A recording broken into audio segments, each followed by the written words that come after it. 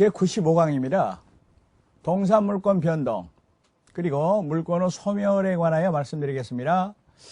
여러분 지금까지 쭉 얘기한 것이 부동산 물권 변동이었죠. 중요한 거죠. 근데 물권 변동에는 동사물권 변동도 있어요. 그런데 동사물권 변동도 사실 두 가지가 있어요. 법률 행위에 의한 것하고 법률의 규정에 의한 것. 물론 법률 행위에 의한 물권 변동이 동산에 있어서 중요한 거죠. 그런데 부동산하고 단적으로 비교한다면은 부동산 물권 변동에 있어서는 등기가 공시 방법인데 대하여 동산 물권 변동에 있어서는 인도가 공시 방법이라는 거 먼저 말씀드리겠습니다. 인도는 점유 취득을 말합니다.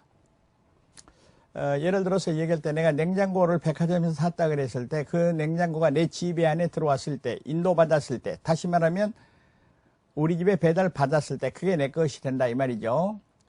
여기서 인도 태양은 모양이라고 말입니다. 애는 네 가지가 있어요.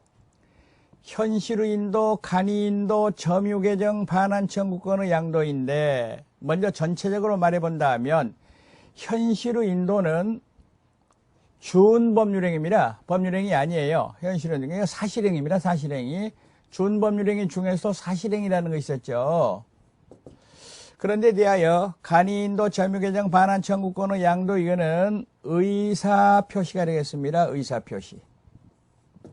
현실의 인도는 현실적 점유의 성립입니다.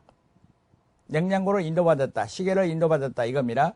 간이인도는 양수인이 이미 목적물을 점유하고 있는 경우에 의사표시만으로 인도 효과가 생깁니다. 아주 쉬운데요. 예를 들어서 얘기할 때 현재 갑의 소유 동산이었는데 을이 그거를 점유하고 있었어요.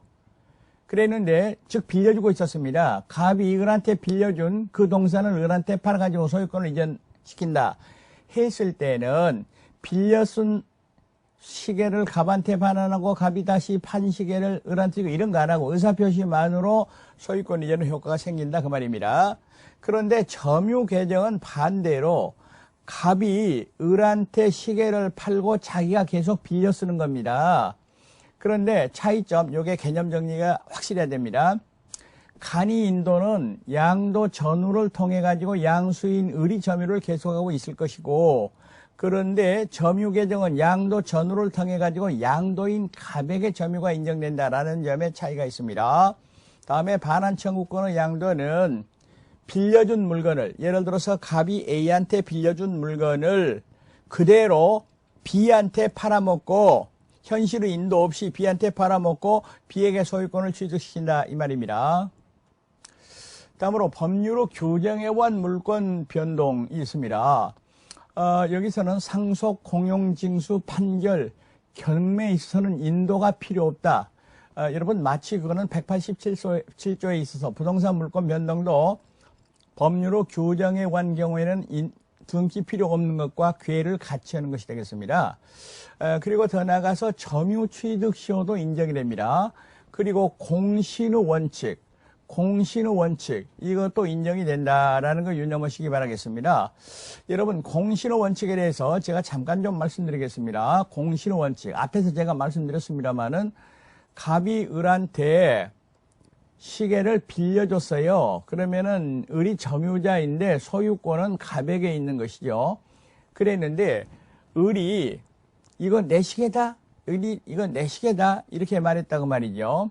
이랬을 때 병이 을의 시계인 줄 알고 그거를 샀더라 이 말입니다. 그리고 점유 취득을 했더라 그 말입니다. 그리고 그게 을이 선의이고 무과실이었다. 그러니까 을은 자기가 주인도 아니면서 병한테 팔아버렸어요. 병은 그런데 을이 주인인지 알았어요.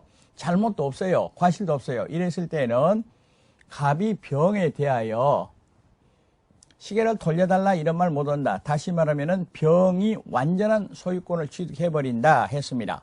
제가 앞에서 이걸 잠깐 말씀드렸는데요. 언제 얘기했냐면은 이것도 원시 취득이다. 다시 말하면은 갑의 소유권을 이어받은 거 아니고 법률의 규정에 의하여 독자적인 원인에 의하여 이루어진 경우다라는 얘기가 되겠습니다. 이 경우에는 반드시 점유취득을 해야 됩니다. 즉 이때의 점유취득은 병의 점유취득을 말합니다. 주의할 것은 병의 점유취득에는 현실의인도, 간이인도, 그리고 반환청구권의 양도 이 세 가지는 들어가는데 점유계정에 의한 점유취득은 선의취득의 요건이 되지 못한다. 네 가지 중 그러니까 현실의인도, 간이인도, 그리고 반환청구권의 양도 세 가지는 되고 점유계정은 안 된다라는 거 확실히 해두시기 바라겠습니다. 계속해서 물권의 소멸에 대해서 좀 보시겠습니다. 물권의 소멸 원인에 있어서는 일반적 소멸 원인으로서 다음과 같은 걸 들 수가 있습니다.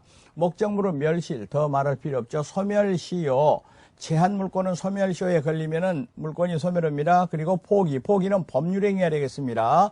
이런 것들은 사건이고요. 그리고 공용징수, 혼동.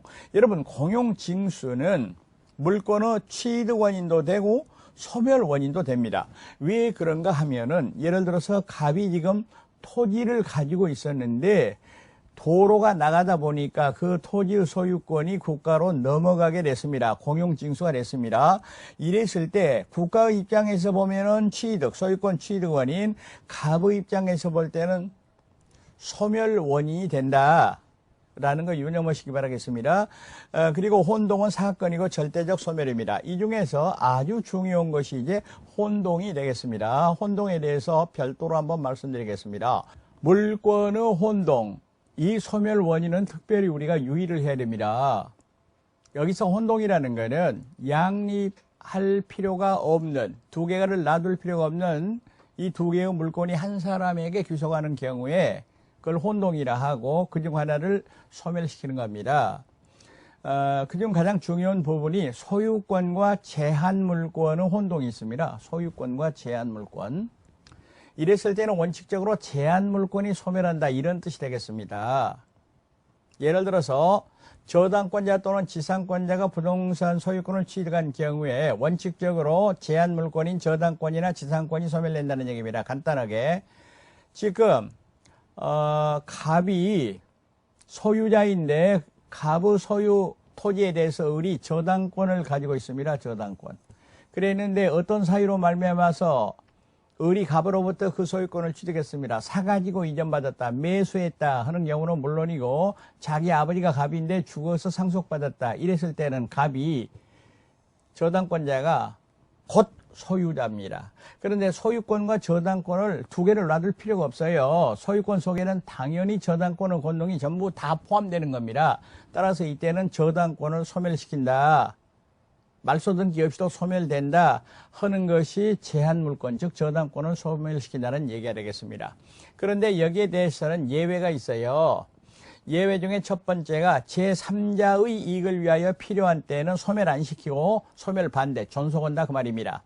그러면 예를 들어서 을이 지금 갑으로부터 돈 받을 거, 피담보 채권이 있고 또 그거를 담보하기 위해서 저당권을 갖고 있는데 저당권부 채권을 병에게 질권 설정을 했습니다.